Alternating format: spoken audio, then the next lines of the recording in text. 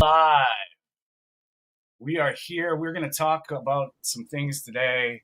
Hopefully, we got some questions and some concerns about this. Is a very good question, and we're going to get into it today. Is carnivore an eating disorder? And we're going to get into a touch into disordered eating. Maybe get into some food noise, food addiction, a little bit of all that stuff. But first and foremost, that's Mark. He's Peter. I'm Tony. We are here every Sunday at 10 a.m. Pacific. I think it's 7 p.m. Irish. Or sorry, that's Holland time, and 6 p.m. UK Irish time. International carnivores. We've been doing this for a long time, so we thought we'd just get together and share this on an international level. First, Peter, let's start with you. Is carnivore an eating disorder? Oh, yeah, it's very simple. Obviously, I'll tell you that it's no, the answer. But yeah, you have to look at what are the characteristics of eating disorder, right? Eating disorder, what is it caused by? It's caused by things like depression, anxiety, lack of nutrition, maybe, lack of sense of control. And what are the properties of eating disorders? That is the fact that it disturbs your daily life. I think that's the main property of an eating disorder. And of course, that you're eating something that is unhealthy for you, typically. For example, a lot of sugary things, or you're going to binge eat and then vomit all things, that sort of stuff. Possibly also you're ignoring any common sense about diet and that sort of things. And that doesn't apply to carnivore. I think a lot of people will have a background of a lot of thinking about diet, trying a lot of things, and they are following this diet because they are getting health benefits from it. That's it. Right on. Mark, is the carnivore diet, an eating disorder? Absolutely not. For me, carnivore actually cured my eating disorder. So I was one of these people that suffered with eating disorders all my life. And before I continue, if anybody's watching this at the moment and you're struggling with anorexia, you have an eating disorder, you have food noise, you're struggling with your food, you struggle to binge at the weekend, I want you to watch this video, guys, and I want you to share it to people, because this is the one touchy subject that I deal with on a daily basis. So when we look at an eating disorder, what is it? In my opinion, it's a form of starvation. That's pretty much what it is. Now, when you look at the current standard American diet or the European diet, everything is based on calories. Does it make a difference what kind of calories you're eating, whether it's shit calories or normal calories? Everything is just based on calories. And that's the big problem at the moment. The big issue I'm seeing with these eating disorders is the treatments that are being prescribed to so many people. To this day, I look at this on a normal basis. There is not one cure in our treatment centers when it comes to eating disorders. Not one. I suffered with anorexia over 35 years ago. 35 years later, we still have this issue. There's still a lot of people out there that have major eating disorders, and nobody is getting to the root cause of the problem. There lies the issue.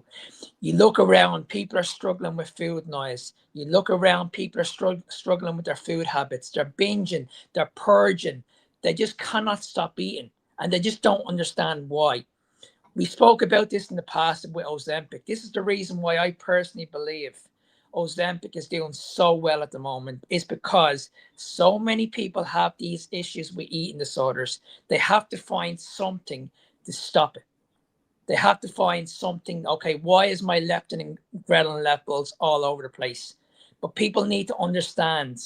I know we're going back into calories again, but it really is important that we understand the role hormones play when it comes to you guys having an eating disorder.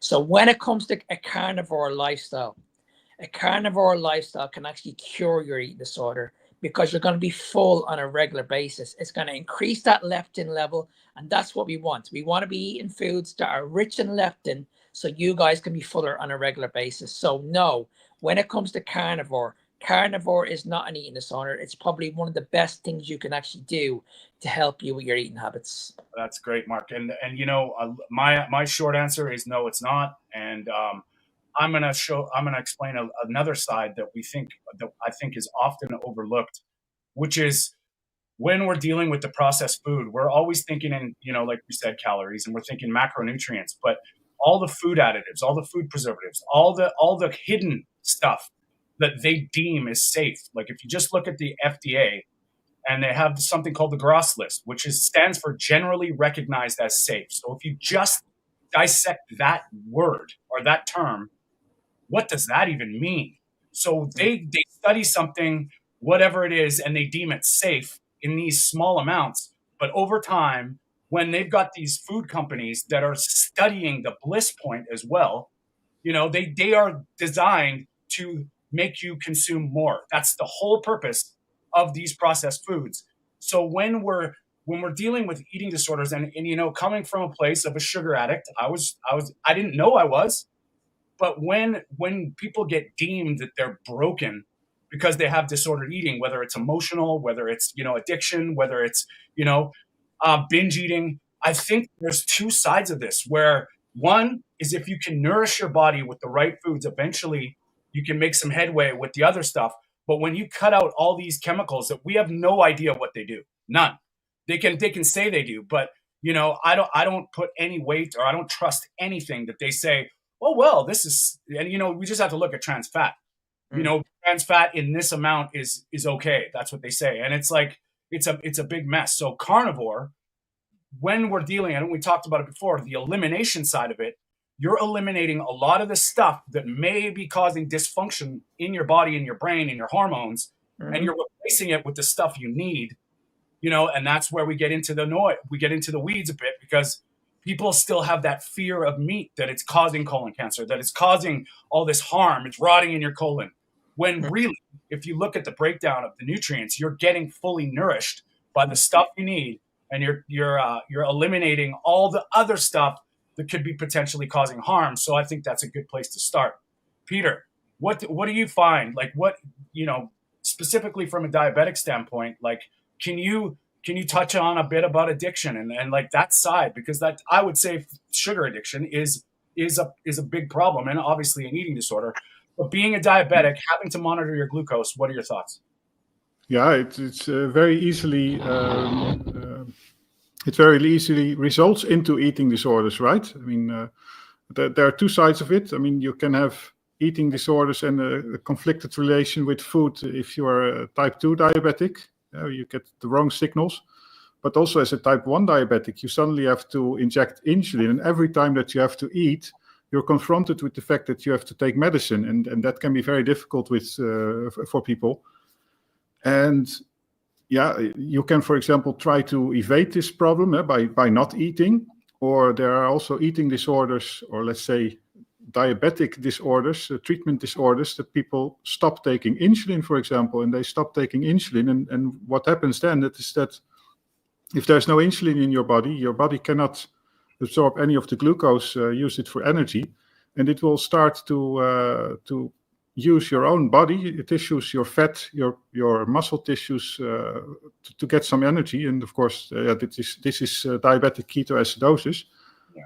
But yeah, this type of thing, like this, I think it actually is a term, that diabetic anorexia.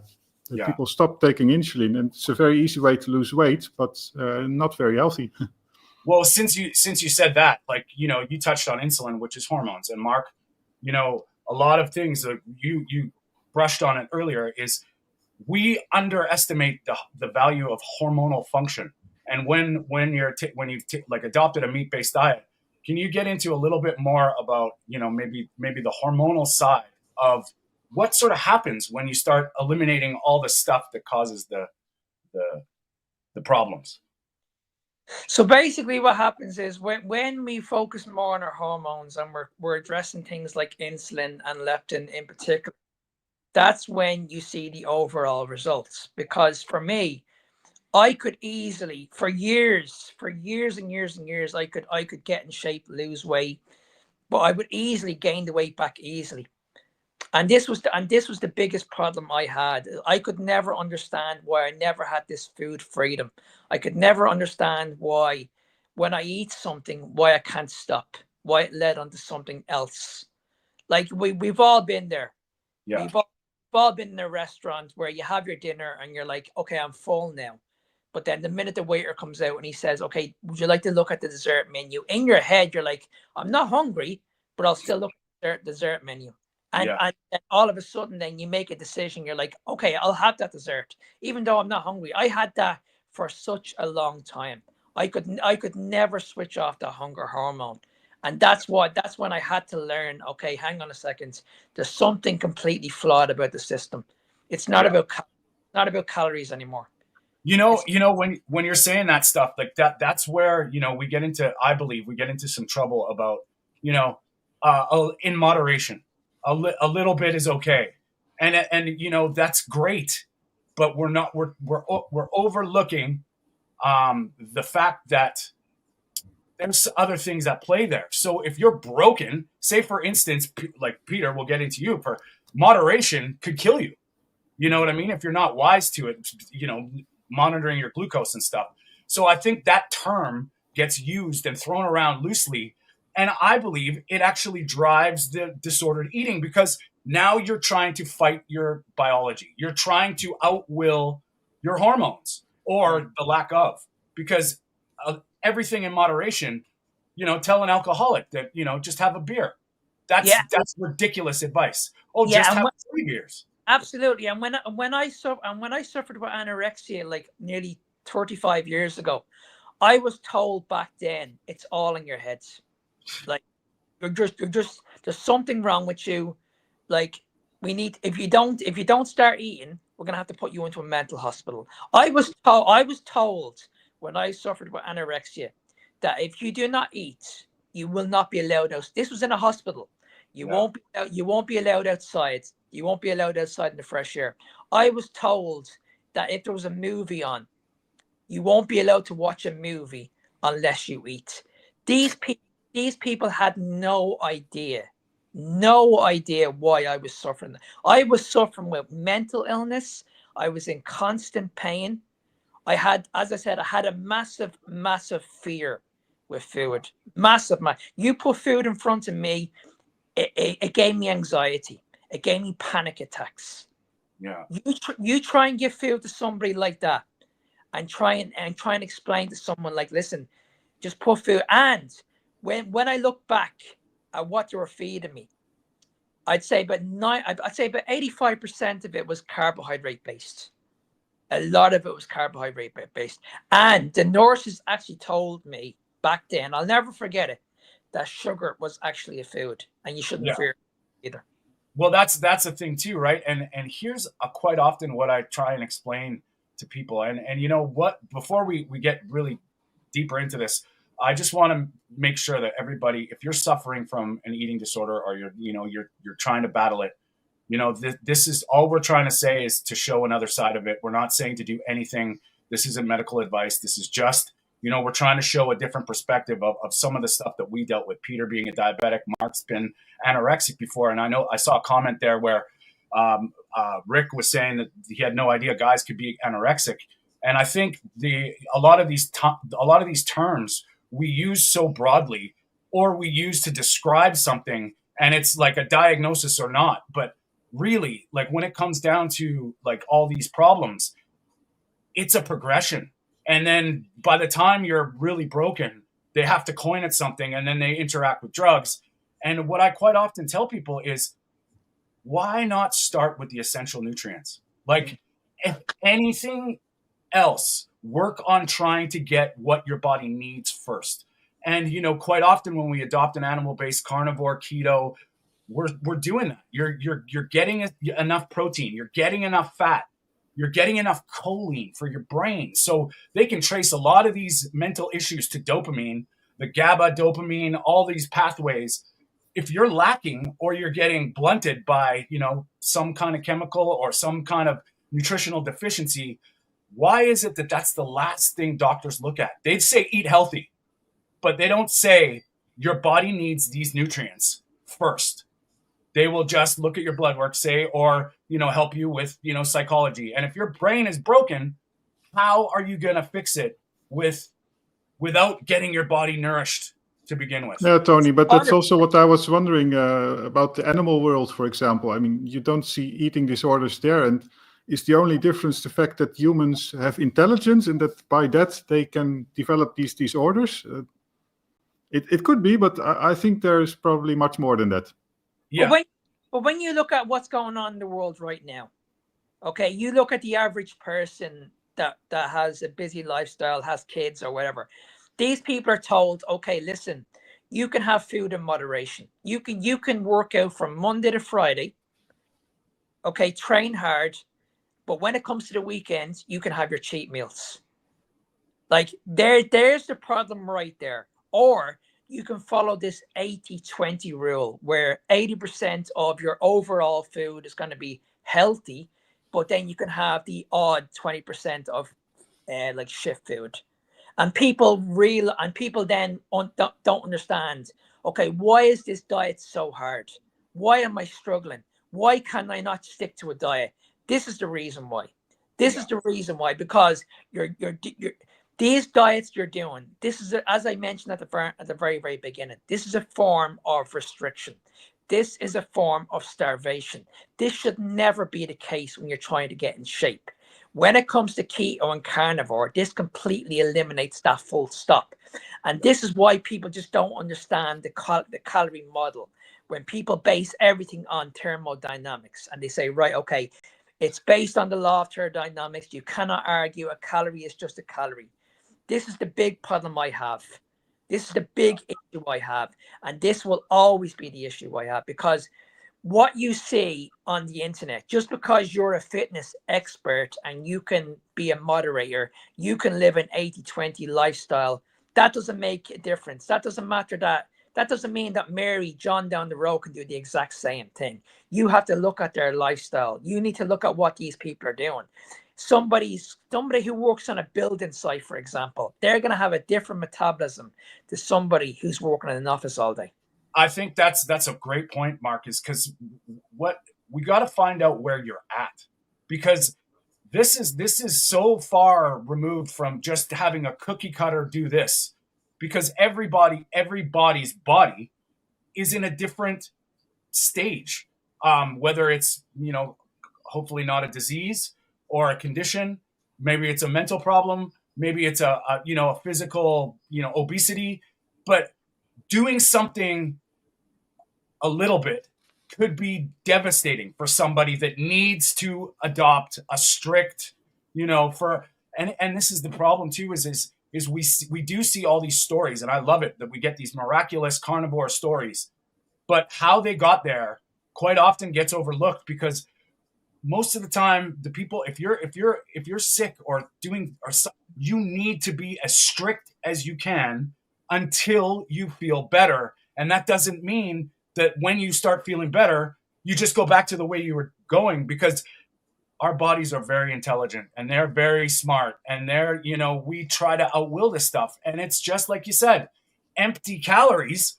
If calories in, calories out was fine, why do they tell you not to have empty calories? Because that doesn't make a lick of sense. If a calorie is a calorie, empty calories shouldn't be labeled empty calories. They should just, you know what I mean? It's a mess. So what we're trying to do is just trying to get people another point of view. And you know what? All the new carnivores out there, one of the guys that I know online, I've met him, Larry, Carnivore Soldier, says, embrace the suck. It takes some work.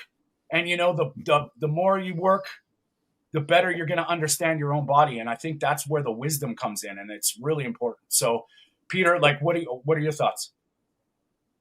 Yeah, I agree with that. And I don't have much experience with true eating disorders, but when I was young, actually, I did have a short period where I, by some stretch, was having an eating disorder. I was a bit ashamed. I think shame and guilt, of course, play a big role in eating disorders. But I was a bit ashamed of my overweight. I was slightly overweight in class, not by much. So several months, I was just really limiting food intake, skipping meals, and not with the idea of intermittent fasting, of course, but just with the idea of reducing my overall food intake. So that I lost actually a bit where I was going through, but No, what was your question? That's actually a great point, because I was the very, very same. I always had shame and guilt over food, always. Like if I ate over my calorie intake, I would punish myself the next day in the gym. Literally punish myself. So if I was on, let's say I was on 1,500 calories and I went over by 100, I would make sure that I would go home, I would walk for 45 minutes, and I would make sure I would lose that 100 calories. I was completely brainwashed. I could never get into that relaxed state when it came to food. I was always fearful. Okay, well, I just can't sit down and I can't relax. Yeah. I can't sit down and relax with my food. It's like, okay, if I eat this food in front of me, I'm not going to be happy, because I'm not going to be happy gaining weight. And that was always in the back of my mind.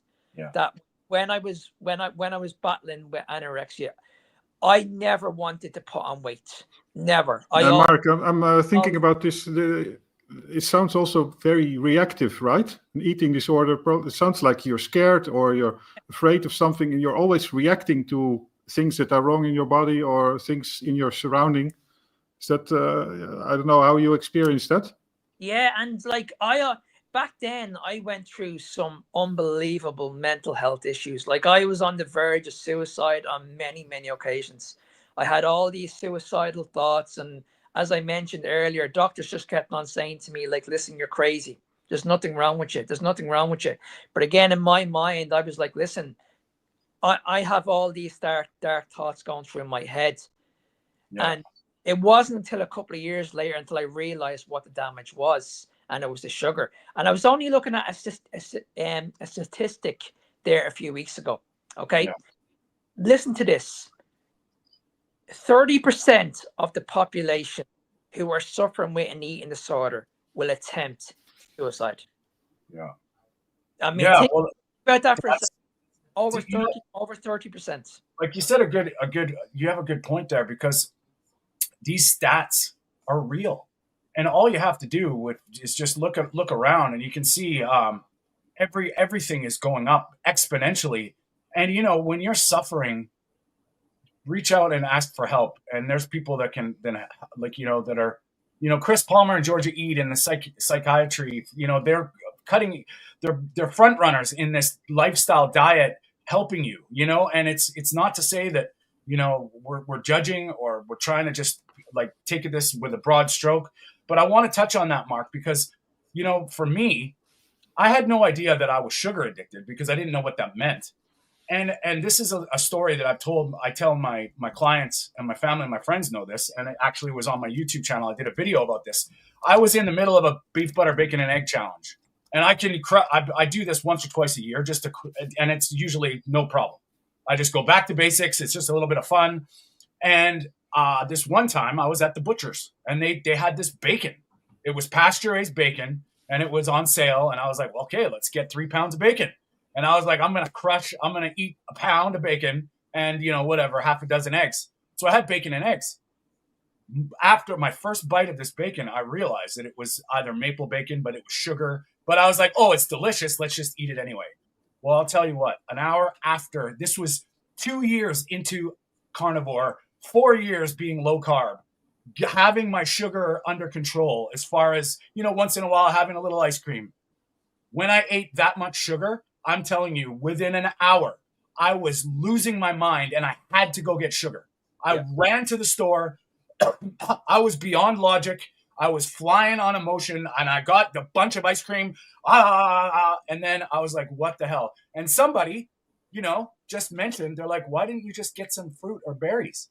I was so far beyond that logic and that happened to me 2+ years into this diet. So what we're saying here is that everybody's different, and everybody's deep-rooted factors can take a while to change. And I think that like segues into sometimes just starting this for 30 days is not enough time. And you have to give your body the time. People stop this way too early, or they try and cheat the 80-20 too early. So But I just but want to chime in. but not only that, I think if somebody's watching this and they are going through this, like Tony said, we're not medical experts, but what I would highly recommend is you need to go to somebody that understands a low carbohydrate diet. Yeah. I think it's extremely important that you understand these, or so you go to someone that understands insulin, understands hormones, understands sugar addiction. Like, there's not enough of them out there at the moment, and that's the problem. So if you are struggling and you're going to your doctor and you've been told, and let's say you're in a lot of pain and your doctor's giving you like a medication for your pain, and then that leads to constipation, and then your doctor's giving you something for constipation. Guys, listen to me. You need to address your diet. Okay, you may need to look at a different option. We've already spoke about this a few times on on this channel, that when it comes to your body, your body can actually heal itself, but it's going to take a bit of time. Like Tony said, it may not last 30 days. It may go up to 40 days, 50 days, 60 days. But then once you get to past that healing process, your life is going to get so much easier, and you will understand why you had a food problem and why you had a sugar addiction in the first place. Yeah, no doubt. Peter, any thoughts? Oh yeah, I was looking a little bit at the chat. Rick and Lemzy. I don't know if you say Lemzy or Lams, but they were discussing about Rick's suicide attempts by following the heart attack diet. He's doing that for 40 years now, and it's not really working. Yeah, he's still trying, right? That's good. That's good. And yeah, so if anybody has a question or comment, by all means, we'll address it. Thank you all for being here. Like I said, we're here every Sunday at 10 a.m. We will get our Pacific time anyway. If you're across the world, you're gonna have to figure that one out. But we have a tough enough time understanding the international connection. But you know what we do is we get together, and we found each other on social media, and we all sort of have that same, we're trying to just give our stories and our experiences. Like we mentioned before, we're not doctors, we're not scientists, but we all bring a unique sort of aspect to this space. I know all of us like to dig into things a lot, and we see people quite a bit. And I mean, I'm at the point now where I'm almost angry, because even people, when you start talking about their diet, they get really defensive, and it's awesome to see this defense of, we'll talk about minerals. Oh no, I eat spinach, I'm good. And it's like there's so much more to it than just getting the foundations right, and then what you're eliminating. And it's the tricky part is, as we get older, yes, our youth, we're more resilient. It's obvious. As we get older, there's an evolutionary biologist by the name of Michael Rose, who basically, his sort of MO is, the older you get, the more important it is to get into a species-specific diet. So the forgiveness factor, the moderation, the Pareto principle, the 80-20, everything in moderation gets really, really narrow as you get older. So someone who's 25 compared to, Mark and I age, of the ripe age of 50, you know what I mean? We're as we get older, we gotta worry about this. What anything, Peter, you want to add to that? Yeah, well, I think you talked about moderation and that sort of things, variety, and I think there's a lot of gaslighting there, right? You need those things to lead a healthy life, and then when you eat a single type of food or one food category, that is considered to be an eating disorder. And I think that's good also to address the fact that at a small scale and all around us in our daily life, there is a lot of small-scale eating disorders around.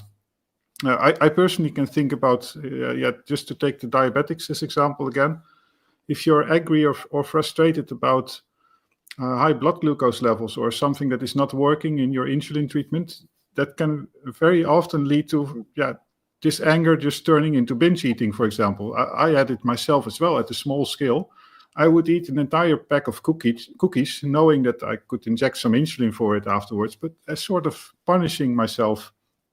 And in the supermarket, in the past, I could experience the same things, right? Eating disorder type of behavior. I mean, if you compare it now with how, as a carnivore, how you walk through a supermarket, I can pass the cookies department, the candy department, and it literally doesn't do anything to me. So yeah, you tell me, what is an eating disorder? If you walk through the supermarket and you're tempted to buy all those things, and also just getting back to the gaslighting part again, also, it's all this stuff in the supermarket. Apparently, you should eat a little bit of all of it. If you don't do it, you have an eating disorder. And I mean, I know we've all done videos about products and stuff, but Mark, explain a little. Tell us about a little jaunt that you had recently through the supermarket, and what you see. Like what do you see when especially when people start asking questions about, is this good or bad? Oh, like my supermarket in this country is an absolute disgrace. It's an absolute disgrace. Like, the amount of stuff people put in their trolleys is unbelievable, and there's no nutrition in it whatsoever. And it's not their fault. Like, that's the whole problem. It's not their fault. It's just the way the food is marketed in this world at the moment. Because I don't know about your country. I've been in America, so I notice the difference in regards to the meats. But in this country, if you pick up a packet, you're going to see so many hidden sugars in these brands. And unless you know what you're talking about, you're going to be picking up these foods and you're going to be like, okay, these are meant to be good for me. I was told that if I eat meat, I'm going to be quite full. But you're not looking at the labels, guys. The label. And what you said there is a very valid point, because if you think for a second these companies don't know how to get you, so you've got the two sides of it. You've got, we've got our food eating disorder side, but we've also got mass marketing designed to play with your brain. So they are bright, they are colorful, they are catchy, they are just, and it's, we've all heard this sort of cliche, but shopping around the center aisles, you're going to be better off. And, even like Peter said before, like I used to go into the store thinking like, oh, I miss eating that. Oh, I miss eating that. And then Rick made a couple comments as well. I don't anymore. I once in a while get, oh, that bread smells a little, like, it smells good, but I don't want to eat it. So these things change over time as you adapt, as you get nourished by real food. And Rick's comments is the same thing. Once you start eating real food, your taste will change, and your body will seek that nourishment. And I believe that's actually an interesting side, because when we're looking at actually nourished bodies, it changes the game. Your body becomes more, it craves the nourishment as opposed to the taste. And I mean, all this fake processed food is designed to make it taste absolutely delicious. And the funny thing is, I've found anyway, I don't know, you guys can chime in here, but now the more I eat these foods, if I even do taste it, I'm like one bite and it's off-putting now, which is, I don't know. Have you guys ever heard of those 10,000 calorie challenges on YouTube? No, not yet. There's a lot of influencers that do these 10,000 calorie challenges, and I was one of them. I did it. I did a 10,000 calorie challenge. Oh, it was about 8 years ago. Yeah. And the reason why I was able to achieve it is because I ate like 2 boxes of donuts for my breakfast. Now, when I ate those donuts, that it felt like I wasn't able to stop, because I was eating like sugar after sugar after sugar. And in both boxes, they contained 12 donuts each. Yeah. I finished those 12 donuts within 15 minutes. That was 24 donuts I finished in like 15 minutes. I was eating nonstop. My next meal after that was a bowl of cereal. What? Yeah. A bowl of cereal. You know what? If you said to me, eat 10,000 calories in animal-based food, I would struggle big time. Okay, you know what? That leads us into this. I think it's a good time to do this. We're gonna play a little game here. We're gonna develop this for everybody because like I said, we're new at this. We're trying to kind of get it in a rhythm, in a ring. But we love. Mark always does these things where his videos are very conflicting and challenging, and he lays down the law and basically calls out all the bullshit that we all know, in this space that it is. But I think because we just got into that about cereal sugar, we're going to take a look at one of Mark's actually seed videos that he reacted on, and we're going to give it a little go. So we'll see how this goes, guys. Bear with us. We're going to try, and we can stop it at any time, boys. If you want to stop it, just put up your hand and we can just comment. Okay. So here we go, guys. And we're going to call this part of the podcast. Write that down. All right. Okay. Morning. Now, firstly, the energy what to eat before an exercise session early in the morning. Now, firstly, the energy that we use during high intensity exercise comes from stored energy in our muscles called glycogen. It's the key. Now, I got to say something already. Look at what he's laid out in front of him. Now, if you're a sugar addict, what the hell is that? Yeah. So basically, you're putting every single person on the planet into the same category and not having any sympathy, any wherewithal about actually sugar addiction. Anybody else yet? Or are we let it play? No, keep going. Okay. Fuel. So the food that we eat long before that, even the day before, can impact our performance. When we're training first thing in the morning, the meals that we have the evening before are important, and that we need an extra portion of carbohydrate then, particularly if we're doing a high intensity session. Okay, Peter, I need you to chime in here. What do you think about that? Yeah, this is total nonsense. I talk a lot about this carb loading idea, but instead you shouldn't be eating a lot of carbohydrates in the night, because if you eat carbohydrates and they have to be stored in the very end in your glycogen reserves, what first happens is that it's mediated via insulin. It has to enter your bloodstream, and your blood glucose will rise, and your insulin will rise, all to get rid of this glucose, and in the very end store it in the liver and your muscle glycogen. Whereas if you don't do that, your body will still fill the glycogen reserves, and you will also be more likely to be fat adapted and to have at least some level of ketosis. So you'll be tapping from two energy sources. Yeah. Whereas in this case, you'll have your glycogen reserves of about 2,500 calories. You'll be say that you're going on the bike for 1 hour, 1.5, maybe 2 hours, and you're out of energy, and you have to eat carbohydrates again. So, well, if it's about the carbohydrates in the morning, you could also just have your breakfast in the morning and start carb loading then. Your glycogen reserves will be filled anyway. Yeah. And I don't see the point. And one thing I want to point out to people too is this is coming from a type 1 diabetic that has to understand this.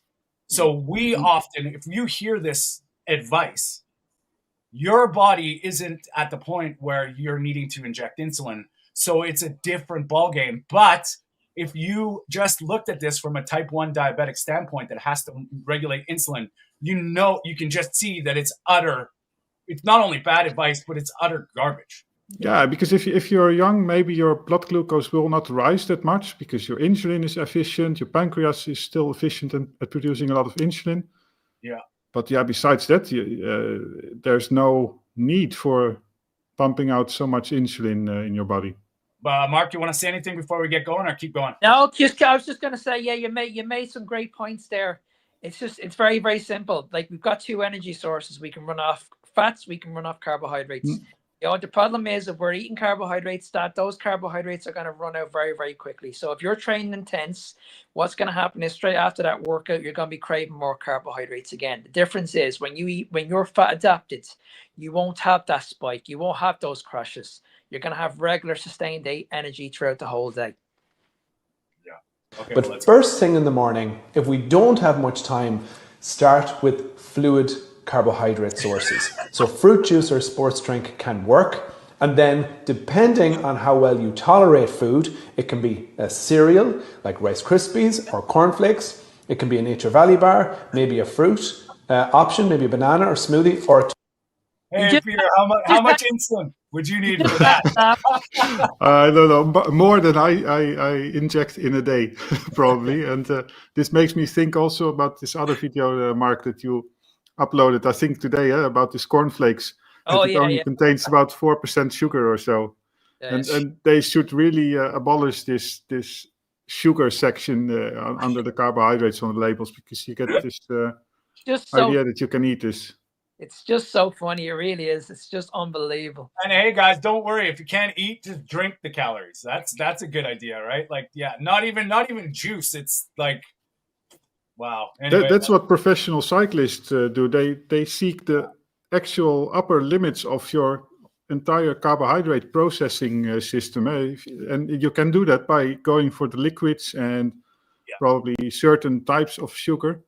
And if anybody wants a really good reference, you can look at, Professor Tim Noakes. He wrote the Runner's Bible. He was a marathon runner. He's very, very well respected in South Africa, got into so much trouble for adopting a ketogenic diet, literally tore the pages out of Carb for Distance.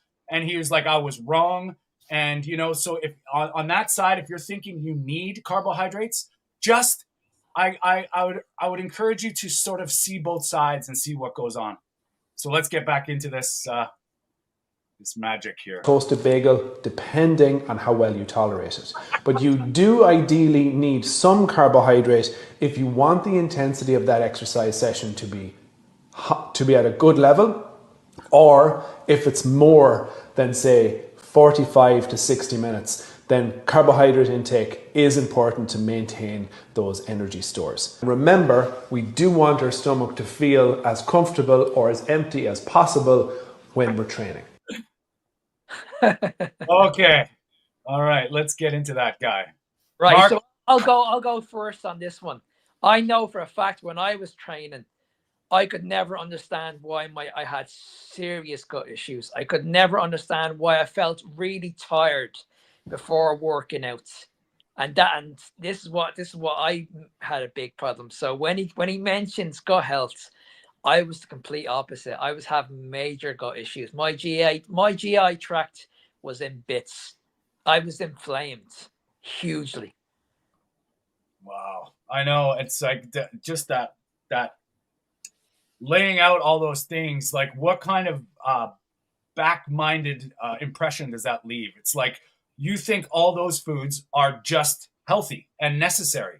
And I mean, I can think of, maybe the banana, okay, I'll give you the nature, maybe the banana, but cereal with all the grains, where's your gut? Where's your absorption at? Where's your gut level? Like you've got IBS or Crohn's or something that's got, that's a great idea. Not to mention the bagel, which is probably even better, deep fried in seed oils, and then the juice, and then the sugar drink, because, hey, just drink your calories. Once again, eat less, move more, except drink your empty calories, because they're required, is what he got. Peter, any thoughts? Yeah, well, he tells some things that are true, but they apply only when you're carb loading. So yeah, if he tells you that you have to eat after 1 hour, and I didn't pay enough attention, he probably thinks that you also have to eat like 90 or 100 grams of carbohydrates per hour of exercise. And yeah, that's true if you are carb loading, because your systems are not working anymore. They are not efficient anymore at burning fat. See, so this is the problem. If you're an athlete, if you're a cross country runner, if you're a footballer or whatever, you can probably get away with this shit. You can probably eat carbohydrates, and yes, you're gonna burn right through them. The Paul Saladinos of this world, he has such a great lifestyle when it comes to fitness. He can get away with eating this shit. The standard person that is watching this video right now, that has family, kids, lifestyle, busy work schedule, you guys are not the same as these people. So just because you see somebody on a fitness page or an influencer that has this amazing lifestyle and that can eat these foods in moderation and that can eat these these sugars and say that carbohydrates are great, they're our main source of fuel, that doesn't mean it's going to work for you. Plain and simple. And just for we'll get into this because I'm more into, as I'm getting older, I'm trying to stay mobile, flexible, active, but I'm not in the gym. I love going to crush a big workout. It's great. I have not used carbohydrates for my workouts for probably 2.5, 3 years. And when I go to the gym, I lift heavy and I lift, minimal but heavy because I want to test myself. And you know what? There may be a place if I was really into energy and maximizing and optimizing my workouts, maybe. But I don't need them. That's for sure. And I feel great. And I just add in one more point as well. Yeah. When you look at all these athletes and these trainers and people going to the gym, the one thing you hear people talk about is recovery. So after a training session, after a football session, everybody talks about recovery. What do? They top up on carbohydrates. You look at a footballer when he comes off a pitch. What's the first thing he has to aid recovery? A sports drink, right? Then they have to go through massage therapy because they have all these aches and pains. Since like Tony, I'm in my 50s now. I'm actually getting better. I don't suffer now with pains anymore. My recovery in the gym now is a lot better than what it used to be. When I used to train in my 20s, I couldn't recover. Yeah. If I did a big heavy session, it would take me about 3 or 4 days to recover. I can train in the gym every single day now if I want to. If I want to train every day, I know my recovery capabilities are going to be a lot higher than somebody on a high carbohydrate diet or on a moderate carbohydrate diet because of that inflammation. That inflammation is what leads to joint pains. Yeah. There's the issue right there. So when you look at people that are suffering with arthritis, they're getting these niggles in their shoulder or in their knees, and they're blaming like heavy weight. Yes, that might have something to do with it, but I can guarantee it's also the inflammation. Inflammation is actually what's causing the issues. No doubt. And Rick, that's a good point. Like, look at Mark. Everybody, just take a look at this beautiful face. He is 50 years old, man, and it would be hard pressed to say, you're maybe 30. Honestly, like, you look so great for our age, I'm gonna say. But it's and when you're talking about that, because Peter, you've been a cyclist, you understand that mechanism. Since I've been, we'll say carnivore, I feel the same way. Like, I don't get sore, and it's unbelievable. I was talking to my roommate, who's he's been a carnivore through just watching me, and he's 15 years younger than me. But when he's doing a physical job, when he's eating a meat-based diet, what he says is he's almost feeling like Wolverine. Like, during the day, doing this physical exercise, his ability to keep going and not get blasted or gassed, it's almost like regenerating on the spot. So I feel the same way when I'm doing something vigorous. First of all, I don't get sore the next day. Well, maybe a little bit of like, okay, I had a workout, but nothing like I used to. And, when I was eating a mixed diet, 6 protein shakes a day, whatever, low fat, salad, I never felt this good, let alone while I was training or after a workout. Peter, and I also did an experiment. I think I said this before. I did an experiment about 6 months ago where I did a 3-day fast. I had a big meal on my last day. Like, it was a lot of fat and a lot of protein. I went to the gym 3 days in a row, fasted, and I had probably the best workouts I've ever had in my life. I've had the exact same experience with fasting, even for 5 days at some point. And things like push-ups. And I've seen it also on Kerry Mann's channel, Home Set How. He also mentioned it, that when he was doing these long fasts, he was actually improving on that point. And it probably is also a bit of mental energy that you get, some stamina maybe. But also with cycling, I've tried both. And sure, carb loading works. Before I went carnivore, before I went low carb, because I didn't go carnivore immediately, I also did cycling carb loaded. And I didn't do that much actually already back then. I didn't do carb loading the evening before. just I ate a lot of carbs during the ride, and that also worked sort of fine because if you are moving, if your muscles are working, then you burn it right away. And you'll only, if you don't do it too much, you'll only suffer the consequences right after it because, I have to inject insulin and to rebalance things. But anyway, overall, it works. But it also works without. And just as well. I'm not going to claim that it works much better in terms of exercise performance or anything. It's about the same, I think. Okay, and now, but one thing is like the long duration rides. There, obviously, it is going to help a lot to be fat adapted. Yeah, and I want to tie this into a little bit of eating disorders. Now, how good if you're suffering or you can't, like just the brain fog, the fatigue, all the pain, how are you gonna start moving more? How are you going to start to be inspired to just go exercise? The last thing you probably, because I was there, you don't feel good. You don't feel like going to killing it at the gym. You don't feel like going for a nice, beautiful walk, getting out in nature.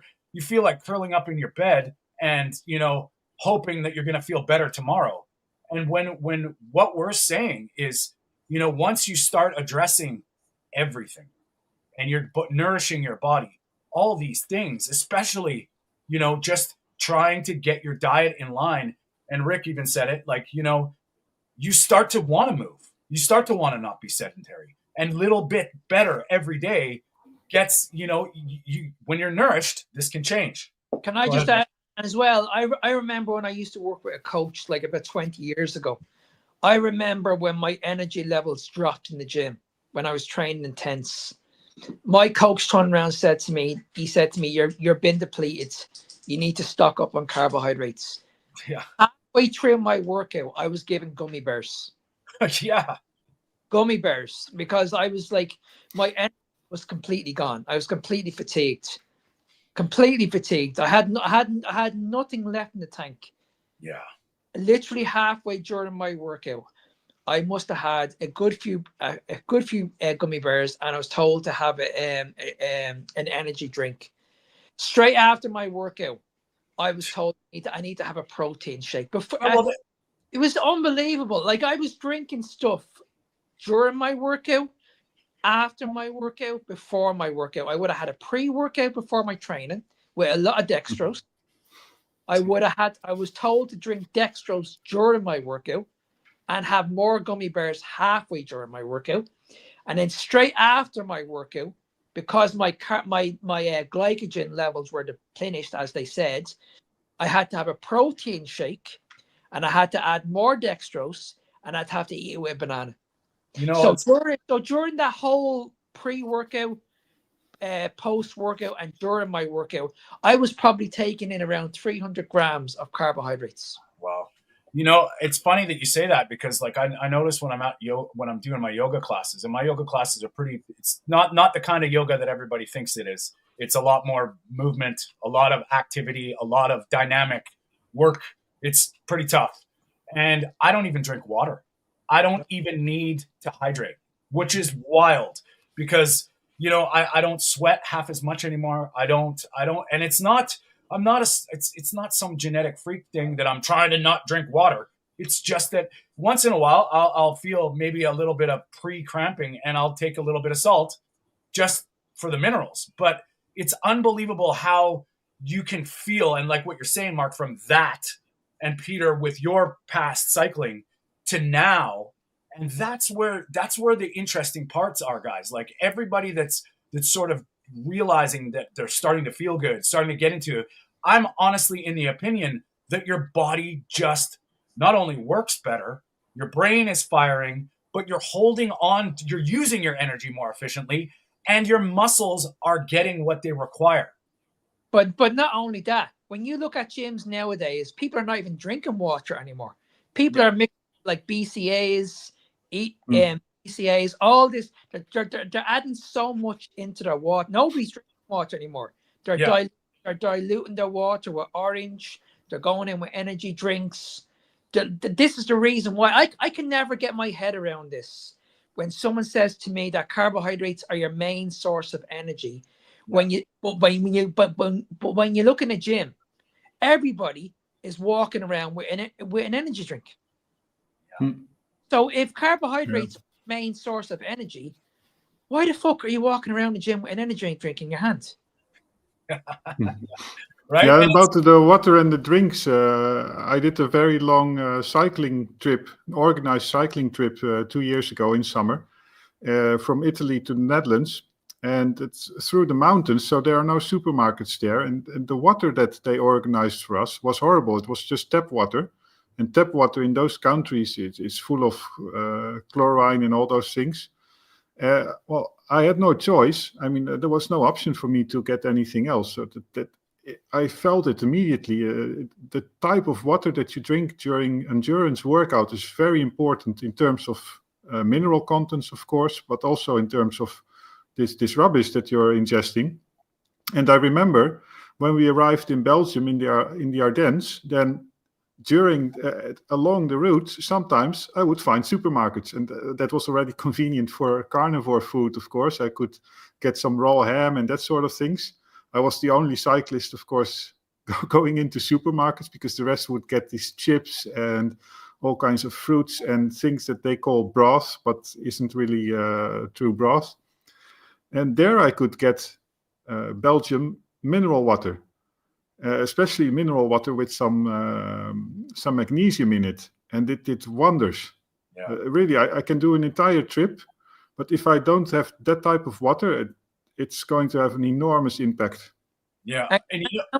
And what do you guys think about this trend that's out there as well? All these flavored waters that are in the supermarkets. Okay, can I chime in for this? I got something to say here, because quite often I resort to what would we have done before, and God and Mother Nature, and what is natural. If you look at every single other species of animal on the planet, fish, fowl, mammal, reptile, what else do they drink? Nothing. They drink water. So we're talking about anything that's got, and I'm a coffee drinker. We're not going to get into that today, but that's not natural. I do not believe. So everybody that says, well, this is good or this is bad, maybe some milk. Obviously we have, there's time in infancy where we would drink milk.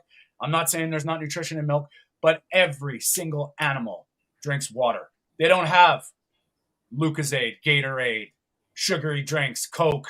They do not have it. So anytime someone says, well, I want to drink, like, is this healthy? Well, is it though? Because that's the question. I mean, so that's kind of my take. What do you think, Pete? No. Yeah, well, what do you need flavor for? I mean, in the Netherlands, probably in a lot of other countries, fitness guys like to eat this young cheese. I don't know the English word for it. It's a sort of mix in between yogurt and cottage cheese or so. And of course, they eat it without fat, and then it becomes tasteless. I mean, if it's the fatty version, at least it's tasteful, has a nice texture. And they add all these protein powders with flavors. And yeah, the common thing that you see there is that once you have to add flavors to something, that means that there's something wrong with the actual food or drink that you start with. That's it. And of course, your taste buds are not responding naturally anymore because they have got accustomed to all this flavor. That's a good point. That also can tie into, we'll probably wrap it up pretty quick, but the final thoughts about that is you just hit it on the head, Peter. The flavors and the additives are adding to the problem. Because when if you have disordered eating, or you have binge eating, or you have this, whenever you take those processed foods, whatever it is, even in a drink, what is it? What's the pathway that's signaling? It's signaling more. It's signaling delicious. It's signaling, who cares about nutrition? Let's just consume. And then when we make excuses that it's okay or a little bit less is not bad, where are we coming from? And if you're coming from a broken place, that is not doing any damage. And unfortunately, you may need to abstain completely from this stuff. So we're hitting about an hour. We're probably wind it up, but I'll just go through final thoughts, Mark, about this. No, I completely agree with you. This is a big problem. It doesn't, because a lot of people are falling for these low calorie, low sugar, no sugar brands. And guys, if it tastes sweet, it tastes sweet for a reason. Okay, and like Tony mentioned, like at the end of the day, water should be completely natural. It should be that's the way it should be brought up. That's the way we should be doing it. And like, if you want to be healthy, just drink plain water. You don't need anything. You don't need to add anything to it. You don't need to buy any flavorings, no adjectives. Just drink plain water. Right on, Peter. Yeah, I totally agree, and that was one nuance that I wanted to add actually also, and that ties in with your question as well. But I think on the carnivore diet, there's only one place for like flavored electrolytes, for example, and flavored drinks. And that's maybe in the beginning if it really helps you to abstain from sugar. And I think a common pattern that you see online, if you look on YouTube, for example, and you look at the channels of influencers that still have some food addiction problems. I'm not going to name the channels, but there are a few, those that sometimes fall off the rails. And then, I mean, they make nice videos about it, how they get back on it. But most of them also have addiction problems, either driving past fast food chains, or they are drinking, for example, these type of drinks as well. That's also a common thing that you see. Yeah. And I'll just finish off with, quite often I see people that are saying, I've got to live with this, or I got to suffer, and I encourage people to, if you're suffering, just look into what it would mean to just try these ideas. Find somebody you resonate with, and just, somebody that's done it, somebody that's healing, and give yourself grace. We're not perfect, and it's a marathon, definitely not a sprint. Healing takes time, and you have to understand a lot of things are at play here, and just cutting out the garbage, you're going to be better off. And I mean, we're not trying to push anything on anybody, but we will push, when you eat real food, good things happen to your body, and it's, and the effects can be profound. Now we're here every Sunday at 10 a.m. We discuss some stuff. We're going to start getting into some guests. We want to be here because we've had a long journey. And before we say goodbye, I want to let the guys tell you, Mark, how can people get a hold of you, and just tell us where to find you. If you guys want to reach out or look at my Instagram stories or follow me on TikTok, you can follow me at Fitness Beyond Time 01. Peter? Oh yeah, just the usual place. And maybe let's quickly address this question. I don't have an answer to it, and I liked Rick's proposal. Just drink plain rainwater. Maybe add in some electrolytes if you're afraid of not getting enough. But, to be honest with you, I think that could be its own video. Or indeed, right? Yeah. So, Peter, where can people find you? Dutch Carnivore on the various social platforms. Right on. And you can find me on YouTube at Tony Stewart Coach. You can find on my Instagram account is Food for Thought, Tony at Food for Thought, all over the place. And if anybody needs any help, reach out to us. We're all pretty good about, helping. We want to get this awareness out there. Thank you, everybody, for the comments. Rick, it was great to see you again. Appreciate it. We know we're competing with Super Bowl today. A lot of people are gearing up for their festivities.